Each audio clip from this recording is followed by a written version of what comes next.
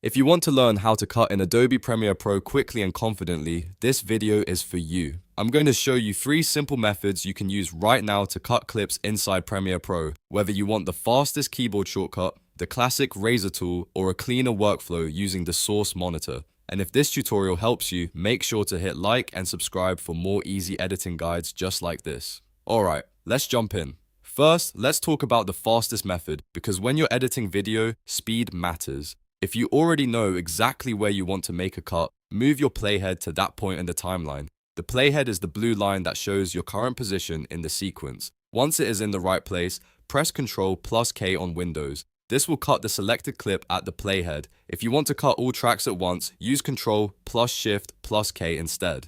That shortcut is especially useful when you need to split multiple layers at the same exact frame, like video, audio, titles, or overlays.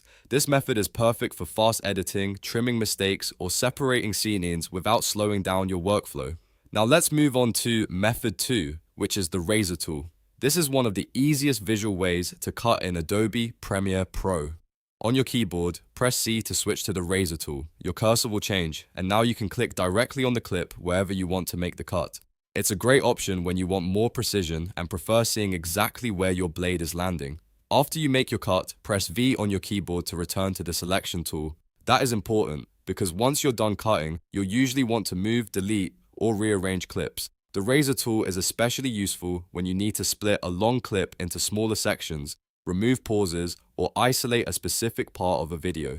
Next up is method 3, which uses the source monitor. This is helpful when you want to select only the best part of a clip before placing it into your timeline. To do this, double-click the clip to open it in the source monitor, then play through the footage and press I to mark the in point, which is the start of the section you want. After that, press O to mark the out point, which is the end of the section you want. Once your range is selected, drag that chosen portion into the timeline. This workflow is great for building edits more carefully because you only bring in the part you actually need. It saves time later, and it keeps your timeline much cleaner. Now let's say you've already cut a clip and you want to remove the unwanted part. First, select the section you no longer need and press delete. That will remove the clip, but it may leave an empty gap in the timeline. If you want to close that gap automatically, right-click on the gap and choose Ripple Delete. Ripple Delete removes the empty space and shifts everything after it to the left, keeping your edit tight and continuous. This is one of the most important things to learn in Premiere Pro because clean timelines make editing faster and much easier. So let's quickly recap. If you want the fastest cutting method, use the playhead and press Ctrl K or Ctrl Shift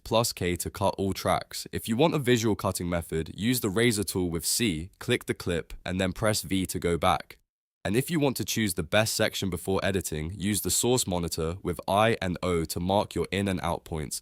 Then, if you need to clean up your timeline, delete the unwanted section and use Ripple Delete to close the gap. Once you practice these 3 methods a few times, cutting in Adobe Premiere Pro becomes very easy. The more comfortable you get with shortcuts, the faster your editing will be. So try them out on your next project and see which one fits your workflow best. If this tutorial was helpful, don't forget to like the video, subscribe to the channel, and turn on notifications so you never miss the next Premiere Pro tip. Thanks for watching, and I'll see you in the next one.